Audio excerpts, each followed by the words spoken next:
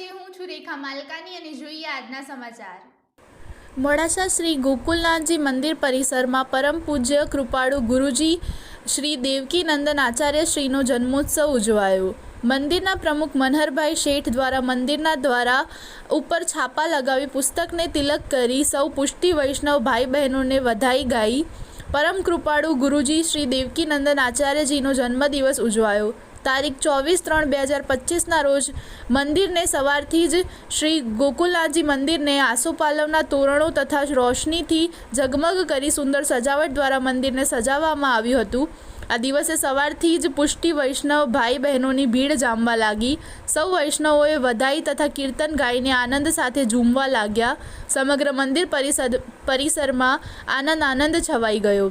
આ જ દિવસે શ્રી ગોકુળમાં પણ હજારોની સંખ્યામાં પરમ પૂજ્ય ગુરુ ચરણ ગુરુજી શ્રી દેવકીનંદન આચાર્યજીના જન્મદિવસને ઉજવવામાં ગામે ગામથી ત્યાં પુષ્ટિ વૈષ્ણવો પહોંચ્યા।